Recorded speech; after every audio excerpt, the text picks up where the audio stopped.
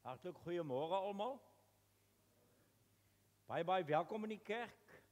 Daar's nie spesiale aankondigings wat ek van weet nie. Daarom kan ek lank genoeg tyd gebruik en vir almal welkom sê soos wat Jan Spies en daai ouens gedoen het, die wat van naby is, die wat van ver is, die wat nog aan die kom is ensovoorts. Maar nee, dis wonderlik om saam te wees en ons is baie dankbaar dat ons hier in die lydenstyd 'n besondere tyd in ons kerkjaar ook, hier op pad na Paasfees, dat ons in die teenwoordigheid van die Here kan wees en onder die indruk kan kom van dit wat dit gekos het, sodat ons verloste mense kan wees. En mag dit ook vanoggend bydra, die woord soos wat ons dit hoor, en ons saam wees in die teenwoordigheid van die Here, om vir ons elkeen dit ook opnuut spesiaal en besonders te maak, die wete op die ou end van God se onmeetbare liefde vir ons as sy kinders. Nou, kom ons raak so stil en dan begin ek met Habakuk 2 vers 20 as aanvangswoord vir oggend. Die Here is in sy heilige tempel.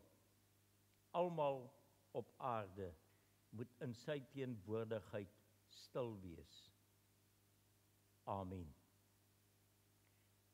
Geliefdes, genade, barmhartigheid en vrede aan elkeen van u, van God ons Vader, in Jesus Christus ons Here, wat homself as offer gegee het vir elkeen van ons.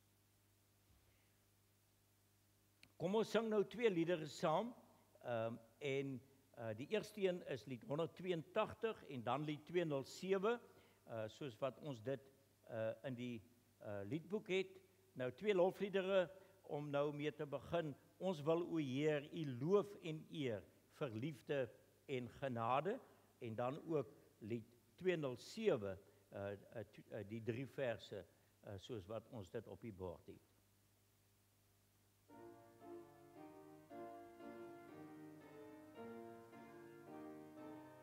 Thank you.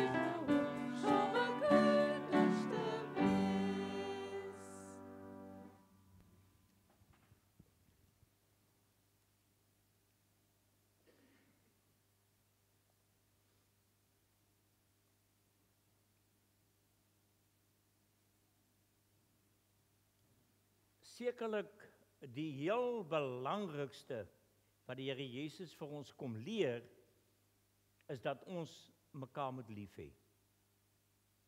En dalk die heel moeilikste ook, want dit is nie elke dag maklik nie.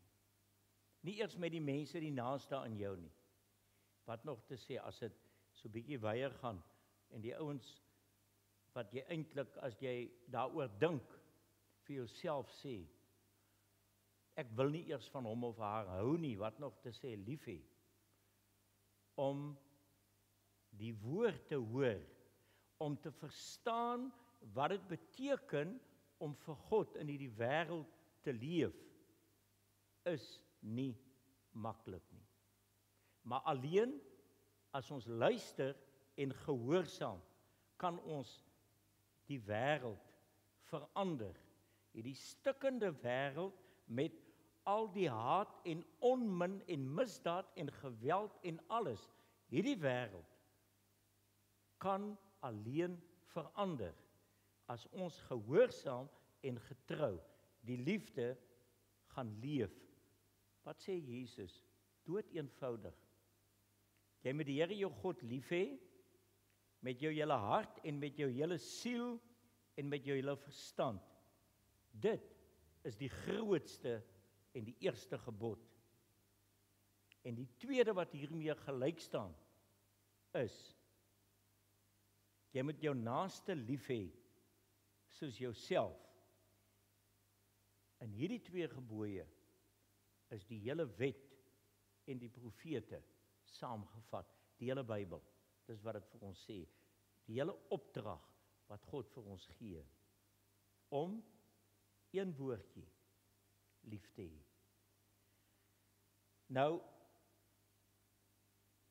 as 'n mens nou kyk by Jesaja 43, dan lees ons vers 24 en 25. En terwyl ons nou daarna luister, kom ons dink net oor ons eie lewe. Kom ons besin daaroor. En ons moet daarmee voortgaan in ons lewe elke dag. Hoe lief het ek regtig? Hoe opreg? Hoe soos Jesus vir ons kom wys het, die liefde eintlik lyk. Jesaja 43 vers 24 en 25. Jy het nie geld uitgegee om vir my wierookoffers te koop nie, en jy het my nie met die vet van offers verkoop nie. Hierdie stukkie wil 'n mens eintlik nie hoor wat nou kom nie. Inteendeel, jy het my belas met jou sondes. Jy het my moeite aangedoen met jou oortredinge. Maar nou sê vers 25, eintlik die ondenkbare. En tog is dit ek wat jou opstandigheid vergewe. Ek is getrou aan myself. Ek dink nie meer aan jou sondes nie. God sê, ek dink aan, ek is getrou aan myself. Ek dink nie meer aan jou sondes nie. Dis sleg om te hoor. Dis die ergste om te hoor dat God vir ons sê, jy belas my met jou sondes. Dis die heerlikste om te kan hoor. Ek is getrou aan myself. Ek dink nie meer aan jou sondes nie. Aanvaar dit op grond van die verdienste van die Here Jesus en gaan leef met die sekerheid van hierdie vryspraak, van hierdie genade, van hierdie wonder van God se liefde. Gaan leef daarmee as vry mens elke dag. Wat 'n groot voorreg. Kom ons buig ons hoofde, dan bid ons nou saam. Here, hoe groot is U? Hoe ver kan U liefde gaan? Hoe werk U optrede? Hoe kan ons ooit U God wees verstaan? Dit is nie moontlik nie. Here, maar wat wel waar is dat ons U woord kan hoor en dat ons vir onsself en ons eie vrywees kan hoor dat U kan sê, ek is getrou aan myself, en dat U vir ons daarvan kan verseker, dat ons kan weet, ek dink nie meer aan jou sondes nie. En ons het baie beloftes in die woord, van hoe U vir ons daarvan verseker, dat U ons sonde vergewe. En Here, van daaruit, en in die besonder ook in die lydenstyd, wanneer ons bewus is van die prys wat dit gekos het, om hierdie woord waar te maak, dan is ons gebed, help U vir ons, om regtig dan te lewe, binne die vryheid wat vir ons deel is. Daarom bid ons, Here, maak vir ons elke dag mense wat met al meer dankbaarheid en met al groter toewyding vir U dien. En ons weet, Here, ons is in 'n stikkende wêreld. Baie dae lyk dit vir ons, dit raak net al meer stikkend as ons kyk na gebeure in ons land en oor die wêreld en al die ontwrigting en al die hebsug en net ek tel. Dit gaan net om myself. Alles ter wille van my. Dan bid ons, maak U vir ons vry van onsself. Bekleë vir ons met U, Here Jesus. Lei U vir ons deur U Gees. Maak U vir ons elke dag meer nuut, dat ons vir wie U geroep het in hierdie wêreld regtig 'n verskil kan maak. Baie dankie dat ons deel van U kerk kan wees, en baie dankie, Here, dat ons kan lewe met die waarheid, die enigste waarheid, die waarheid wat ons het in Jesus Christus, hy wat vir ons kom leer het, ek is die weg en die waarheid en die lewe. En as ons dan nou na U woord luister, dan is ons gebed dat U dit vir ons duidelik sal maak. Ons weet, Here, uit onsself kan ons dit nie verstaan nie, kan ons dit nie verkondig nie, kan ons nie eers daaroor praat of U getuies wees nie.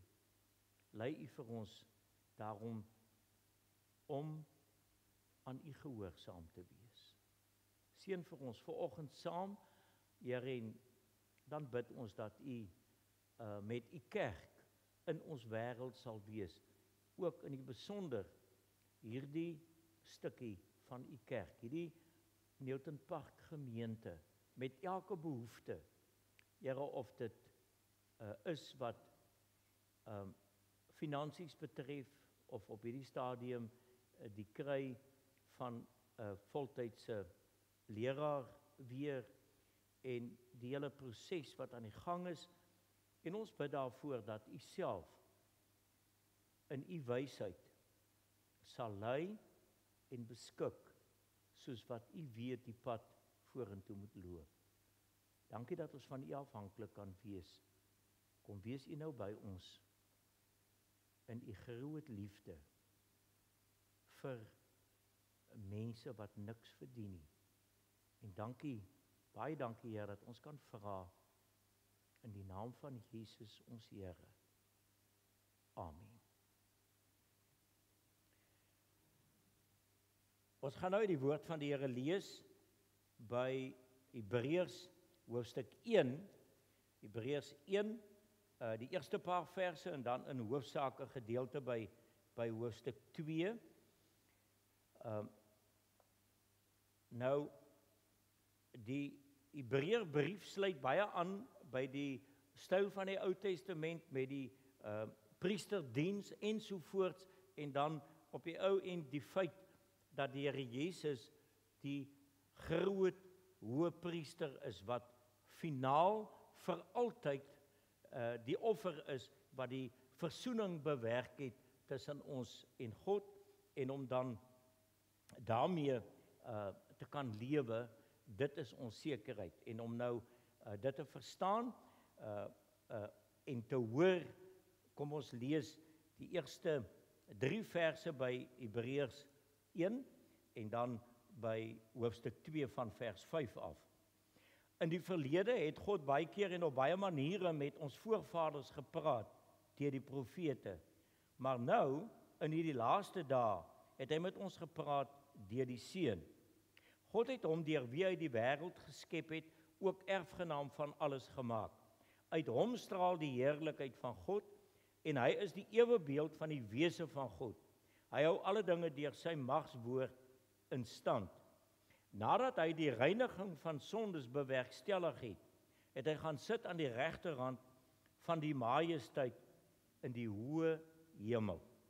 Tot sover dan daarby hoofstuk 1 en nou by Hebreërs 2 vanaf vers 5. Dit is nie aan engele dat hy die toekomstige wêreld waarvan ons praat onderwerp het nie. Inteendeel, iemand het ergens getuig en gesê: "Wat is 'n mens dat u aan hom dink, 'n mensekind dat u na hom omsien? U het hom 'n kort tydjie minder as die engele gemaak. U het hom met heerlikheid en eer gekroon. U het alles aan hom onderwerp." By die onderwerping van alle dinge aan die mens is niks uitgesluit nie. Alles is aan hom onderwerp. Nou sien ons nog nie dat alle dinge reeds aan die mens onderwerp is nie. Nou, vers 9 en 10, wat nou volg, is dan in die besonder ons teksverse vanoggend. Vers 9, maar ons sien Jesus met eer en heerlikheid gekroon op grond van sy lyding en dood. Hy is 'n kort tydjie minder gemaak as die engele, sodat hy deur die genade van God vir almal sou sterwe. God, terwille van wie alles bestaan en deur wie alles ontstaan het, wou baie deel laat kry aan sy heerlikheid. En daarom was dit reg dat hy, hulle leidsman, tot die verlossing deur lyding heen, tot volmaaktheid sou bring. Hy wat heilig maak, sowel as die mense wat geheilig word, is almal uit een Vader. Om hierdie rede is Jesus nie skaam om hulle sy broers en susters te noem nie. Hy sê tog: "Ek sal u naam aan my broers en susters bekend maak. In die samekoms van die gemeente sal ek u lof besing." Ook sê hy: "Ek sal altyd op hom vertrou." En verder: "Hier is ek met die kinders wat God my gegee het." Aangesien hierdie kinders mense van vlees en bloed is, het hy ook net soos hulle mens geword. Dit het hy gedoen om deur sy dood die een wat mag het oor die dood, dit is die duiwel, te vernietig, en om hulle wat uit vrees vir die dood hulle hele lewe lank in slawerny was, te bevry. Dit is duidelik dat dit vir hom nie om die engele gaan nie, maar om die nageslag van Abraham. Daarom moes hy in elke opsig aan sy broers en susters gelyk word, sodat hy 'n barmhartige en getroue hoëpriester voor God kon wees, om die sondes van die volk te versoen. Omdat hy self versoek is en gelei het, kan hy die help wat versoek word. Tot sover dan ons skriflesing, en ons vertrou dat die Here vir ons regtig deur die werking van sy Gees sal verlig dat ons hierdie woord kan glo. Ek dink nie regtig 'n mens moet sê verstaan nie, want dan het ons verstand nodig en dan het ek al klaar te min om dit te verstaan, maar om te glo, dit skenk die Gees aan ons. Hier in vers 9 lees ons, maar ons sien Jesus. Nou, ons gaan dit nie met ons oë reg kry nie, dit sal ons dadelik almal weet, maar nou moet ons dit reg kry om vir Jesus in die Gees, deur die oortuiging van die Gees te sien. En daarom die vraag, as 'n mens na die kruis kyk, sien ons net 'n paar planke wat in die vorm van 'n kruis aan mekaar gesit is? Of sien ons vir Jesus op grond van dit wat die woord vir ons sê, sien ons vir Jesus aan die kruis? Die een wat homself as offer gegee het, wat in ons plek die skuld vir ons sonde betaal het. Nou, wanneer ons nou gaan kyk in die woord, dan is daar word daar baie geskryf oor Jesus en sy lyding en sy kruisdood en alles wat daarmee saamgaan.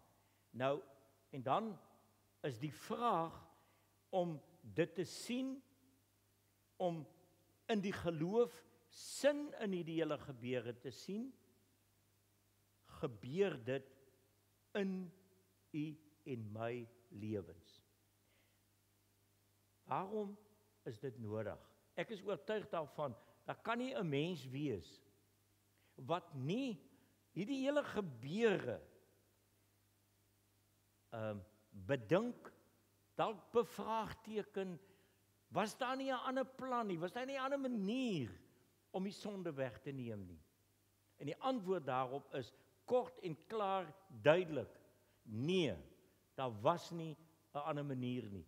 God kon dit alleen doen, op die manier soos wat hy dit gedoen het.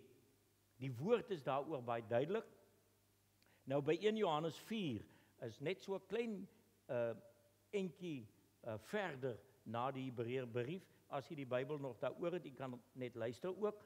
By 1 Johannes 4 vers 9 en 10 lees ons: Hierin is God se liefde vir ons geopenbaar. Hoor nou, God se liefde word aan ons geopenbaar. Sy enigste seun het hy na die wêreld toe gestuur, sodat ons deur hom die lewe kan hê. Werklik is dit, 'n liefde is dit.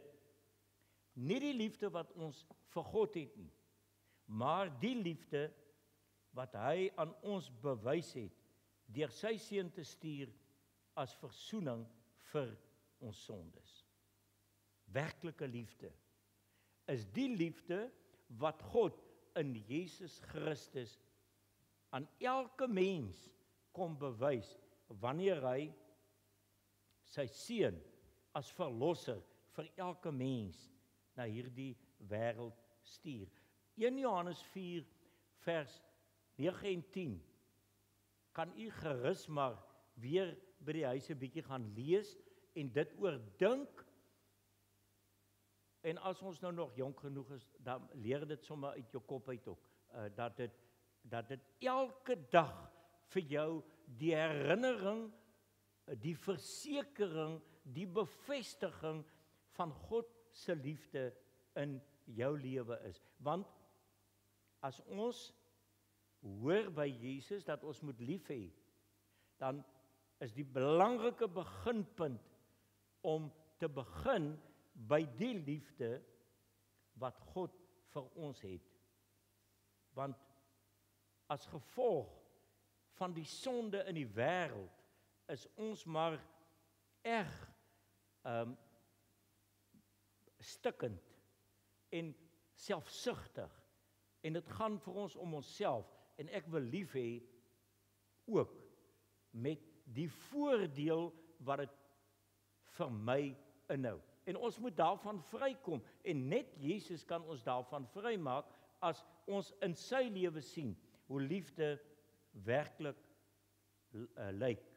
En as ons dan nou in die lydenstyd kyk na die optrede van die drie-enige God, wat bereid is om as Vader, Seun en Heilige Gees vir die wêreld dit te doen, vir die wêreld, vir elkeen van ons as mense, dit te doen wat God gedoen het, om sy liefde aan ons te bewys en so aan ons die lewe te gee. Dan moet ons besef,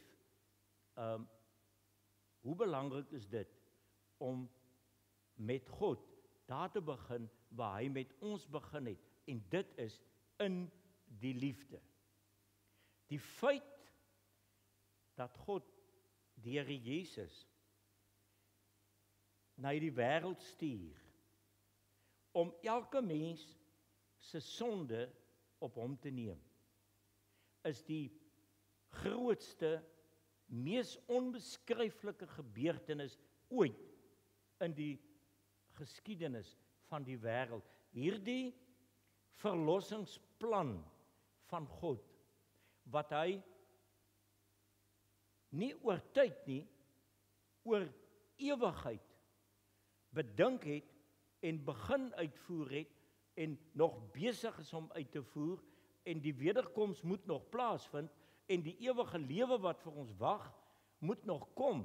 God is nog lank nie klaar nie, maar dit is wat God in sy genade vir ons gedoen het, en daarom moet ons gaan leef vanuit God se liefde.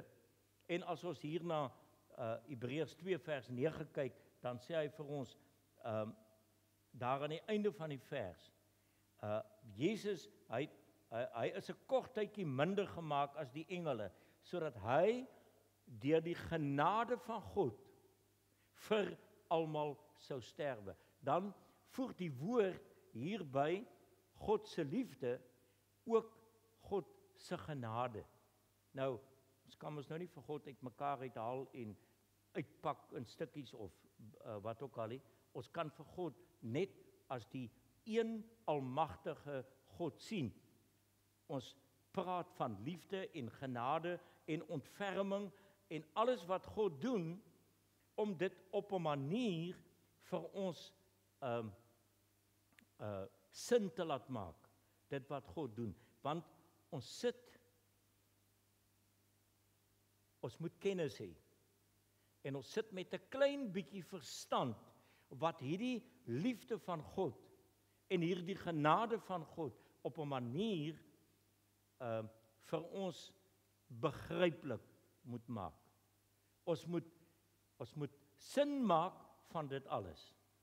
En dan is dit nodig dat ons dit verstaan deur van verskillende kante af daarna te kyk. En ons kom op 'n punt, en ek vertrou dit gebeur, dat ons nie verstaan nie, dat ons doodgewoon in verwondering voor God staan.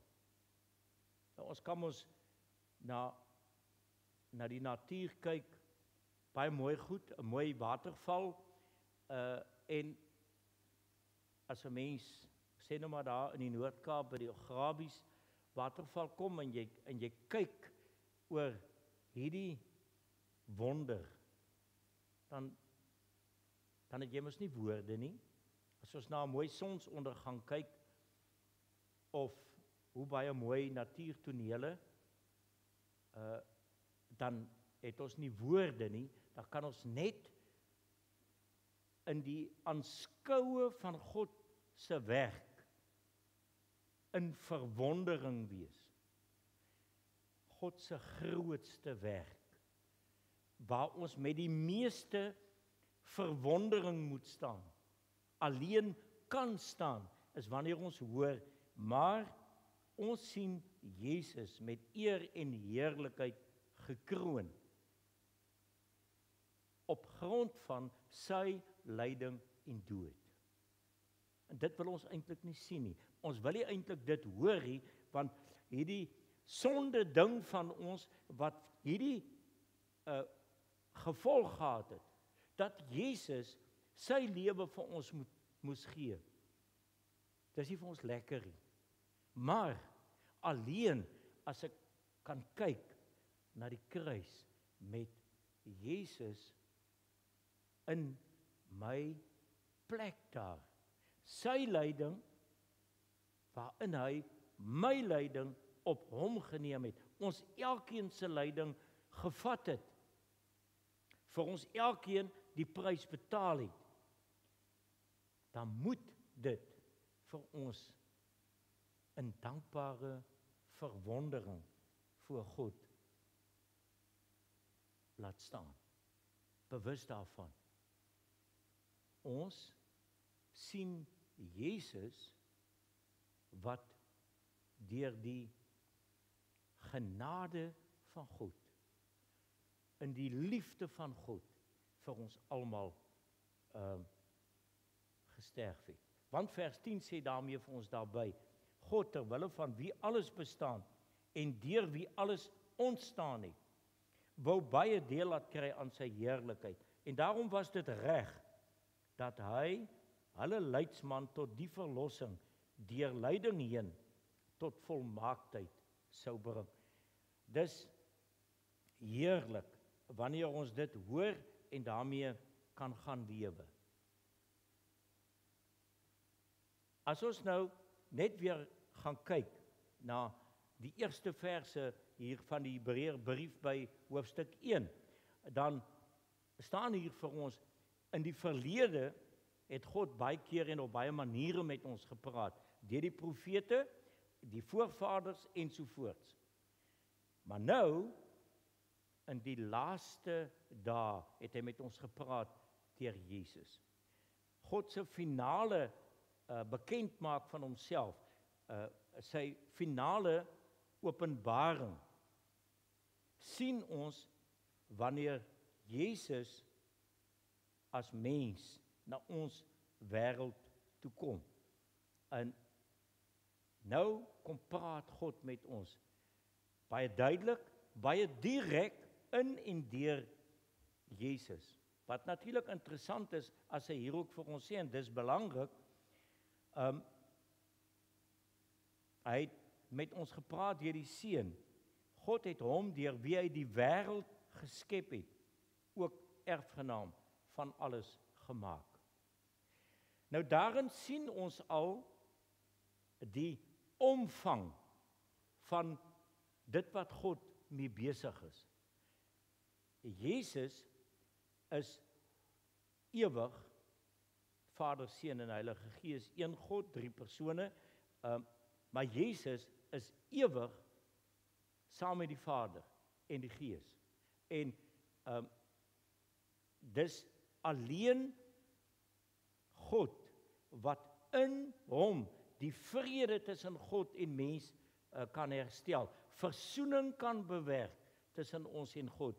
En daarom in hierdie sinlose van die mense kant af gekyk, lyding van die Here Jesus, lê die wonder van God se genade, van God se liefde, van die herstel in die verhouding tussen God en mens. God se plan, die enigste moontlike verlossingsplan, is alleen God wat dit kon bedink en doen en uitvoer en afhandel, sodat die verlossing vir ons finaal is. In Jesus kan ons weer deel kry aan God, net in die Here Jesus. Hier staan in vers 3 by hoofstuk 1, uit hom straal die heerlikheid van God, en hy is die ewebeeld van die wese van God. Hy hou alle dinge deur sy magswoord in stand. Nadat hy die reiniging van sondes bewerkstellig het, het hy gaan sit aan die regterhand van die majesteit in die hoë hemel. die verlossingswerk, deur alles wat dit gevra het, is afgehandel en die lewe is 'n nuwe werklikheid. Nou kry ons deel aan hierdie heerlikheid. Ons kry weer deel aan die beeld van God. Jesus hou alles in stand. Hy hou ook vir ons die lewe wat hy gebring het in stand, want hy die wegneem van ons sonde, klaar finaal afgehandel. Nou sit hy aan die regterhand van die majesteit in die hemel, waar ons saam met hom gaan wees, saam met hom gaan lewe tot in alle ewigheid. Dit is eintlik vir ons oorweldigend as ons dan nou kyk na wat met ons gebeur. En daarom is dit baie treffend as die Hebreërskrywer aanhaal uit Psalm 8 en daardie bekende gedeelte, wat is die mens dat u aan hom dink? Die mens se kind dat u na hom omsien. Dit moes ook al by almal van ons menige male in ons gedagtes gekom het. Hoe is dit moontlik dat God vir my, vir ons nietige mense dit kan doen? Begin ons vir Jesus 'n bietjie sien. Sien ons vir hom al duideliker. Sien ons vir hom in sy lyding aan die kruis wat gaan uitloop op die kruisdag, Goeie Vrydag. Sien ons vir hom in ons plek en ontdek ons in die geloof, in die wonder, in die liefde en genade van God, die feit dat dit nie anders kan. Hierdie verlossingsplan is noodsaaklik vir elke mens. Hier by vers 11 tot 13 lees ons in hoofstuk 2, hy wat heilig maak, sowel as die mense wat geheilig word, is almal uit een Vader. Om hierdie rede is Jesus nie skaam om hulle sy broers en susters te noem nie. Hy sê tog, ek sal u naam aan my broers en susters bekend maak, in die samekoms van u gemeente sal ek u lof besing. Ook sê hy, ek sal altyd op hom vertrou en verder, hier is ek met die kinders wat God my gegee het. In verwondering staan ons en kyk na Jesus. Staan ons en bevind ons onsself in hierdie goddelike geselskap. Vind ons vir ons gereinig van ons sonde en ervaar 'n mens iets van, kan ek so vermetel wees om vir my daar te wil stel. Die woord laat vir ons hoor dat Jesus kan sê, hier is ek met die kinders wat u my gegee het. Ek kan bely. Elke mens kan bely. Jesus is my Here. Vir my het hy die prys betaal. Vir my het hy die lewe gebring. En dan sien ons dat hy verder vir ons sê, dat dit wat God mee besig is, nie oor 'n kort tydjie gedoen is nie. Dit kom oor eeue. Dit kom oor tydloos. Hoor net gou wat sê die apostel Petrus vir ons As ons lees by 1 Petrus 1 vers 19 tot 21, want hier staan vir ons, inteendeel, julle is losgekoop met die kosbare bloed van Christus, die lam wat vlekloos en sonder liggaamsgebrek is. Reeds voor die skepping van die wêreld is hy hiervoor bestem. Maar terwille van julle het hy eers in hierdie eindtyd gekom. Deur hom glo julle in God wat hom uit die dood opgewek en aan hom heerlikheid gegee het. Daarom is julle geloof en hoop op God gerig. Reeds voor die skepping is hy hiervoor bestem. Buite die tyd. Ons moet onthou, God is ook die skepper van die tyd. God is ewig. En daarom Jesus kom en hy kom doen wat net hy kan doen, wat net God kan regkry. By Efesiërs 1 vers 4 vind ons ook, so het hy, dit wil sê God, nog voordat die wêreld geskep is, ons in Christus uitverkies, om heilig en onberispelik voor hom te wees. En dan sê vers 11 daarmee saam, deur Christus het ons deel geword van die volk van God, soos hy dit vooruit al bestem het. So het hy hom dit voorgeneem, hy wat alles laat gebeur, volgens sy raadsbesluit. In die ewigheid. En ons gaan saam met God vir ewig. Dis wonderlik. Maar alles gebeur in die tyd. En daarom is dit ook wonderlik dat Jesaja kan sê, en nou lees ek vir ons net 'n paar verse by Jesaja 53. Nou onthou, dis nou so 6 of wat eeue voor die tyd wat Jesus mens op aarde was. Wie sal ons glo as ons hiervan vertel? Wie sal die mag van die Here hierin kan raak sien? Die dienaar was soos 'n loot wat voor die Here uitspruit, soos 'n plant wat wortels skiet in droë grond. Hy het nie skoonheid of pragt gehad dat ons na hom sou kyk nie, nie die voorkoms dat ons van hom sou hou nie. Hy was verag en deur die mense verstoot, 'n man van lyding wat pyn geken het, iemand vir wie die mense die gesig wegdraai. Hy was verag, ons het hom nie gereken nie. Tog het hy ons lyding op hom geneem. Ons siektes het hy gedra, maar ons het hom beskou as een wat gestraf word, wat deur God geslaan en gepynig word.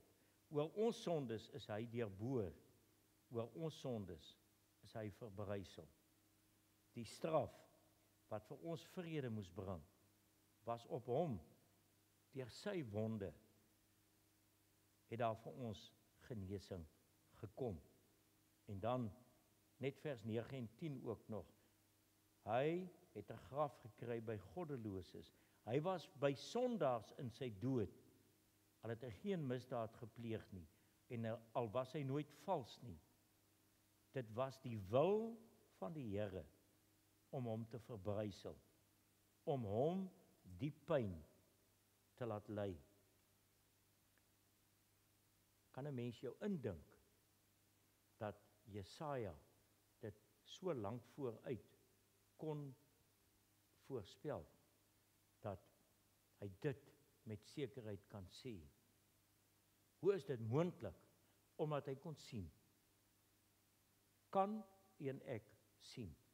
Sien ons Jesus met heerlikheid gekroon? Sien ons Jesus wat ons lyding op hom neem? Sien ons Jesus, die een wat vir ons die oorwinning behaal het? Hier staan vir ons by vers 14 van Hebreërs 2. Aangesien hierdie kinders mense van vlees en bloed is, het hy ook net soos hulle mens geword. Dit het hy gedoen, om deur sy dood, die een wat mag het oor die dood, dit is die duiwel, te vernietig, en om hulle wat uit vrees vir die dood, hulle hele lewe lank in slawerny was, te bevry. Dit is duidelik dat dit vir hom nie om die engele gaan nie, maar om die nageslag van Abraham. Daarom moes hy in elke opsig aan sy broers en susters gelyk word, sodat hy 'n barmhartige en getroue hoëpriester voor God kon wees, om die sondes van die volk te versoen. Hy het die een wat mag het oor die dood, dit is die duiwel, vernietig. Finaal verslaan. Hy kon dit alleen doen. Ken u hierdie Jesus? Ek sluit af. En ek lees vir ons 'n vers by 1 Timoteus. En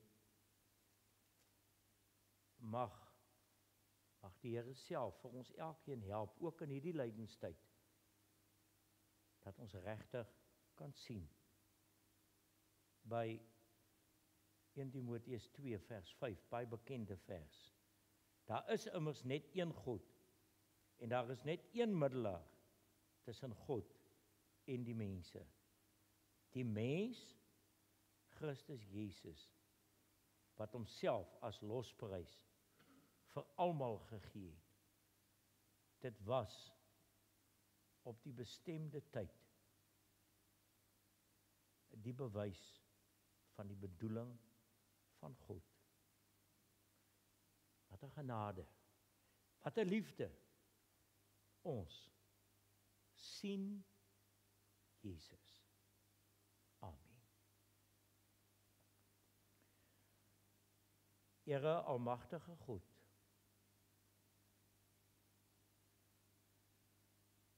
ons hoor en ons kom sê dankie.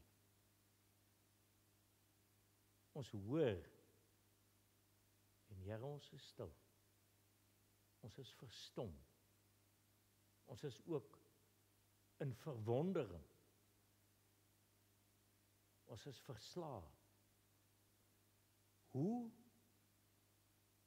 kon u dit doen? Hoe kan u liefde so groot wees?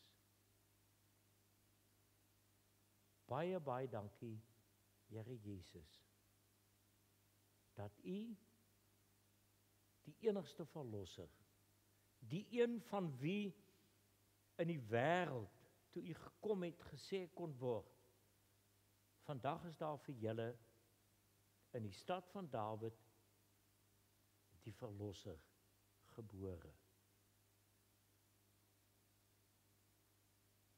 Hoe op aarde was dit moontlik?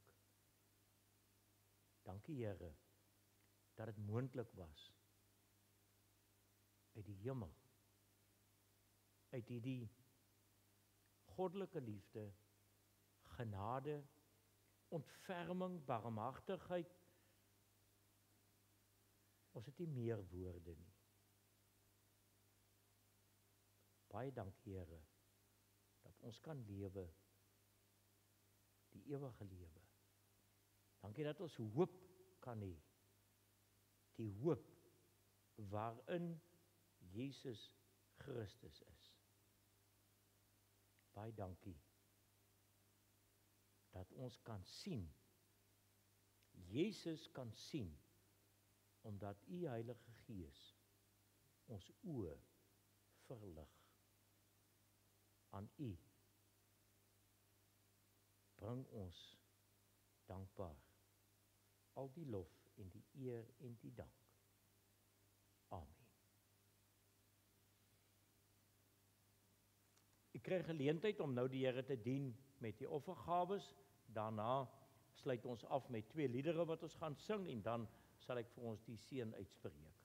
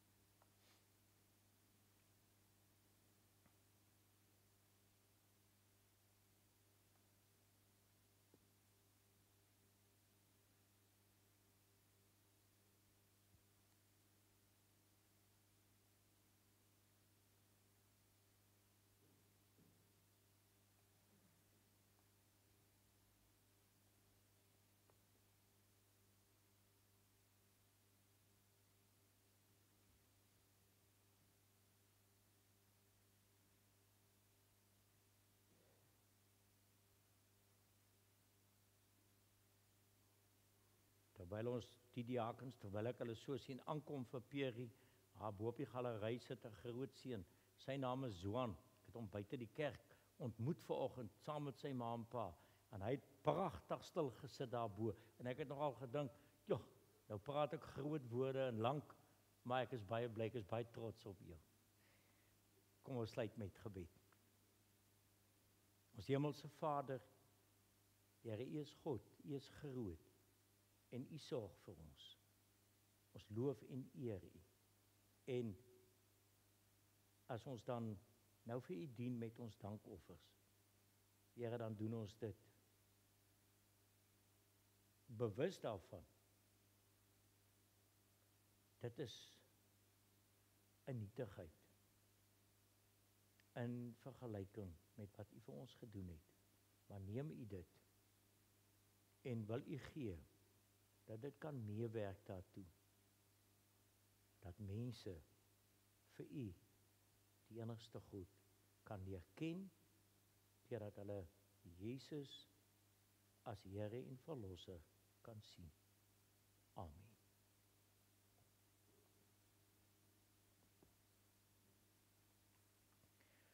Lied 393 en 395, ons sing daarvan by 393 die eerste en die tweede verse, en dan by 395 verse 1, 2 en 3. En ek dink 'n mens kan dit so, veral miskien 395 ook, so as 'n gebed, as 'n danklied, hier aan die einde, na dit wat ons hoor van die Here. 393 en 395.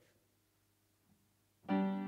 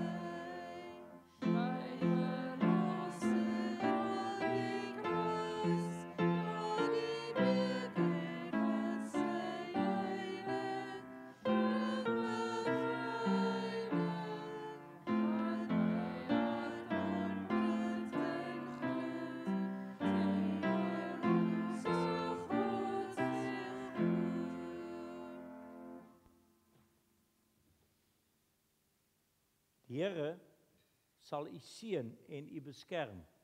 Die Here sal tot u redding verskyn en u genadig wees. Die Here sal u gebede verhoor en aan u sy vrede gee. Amen.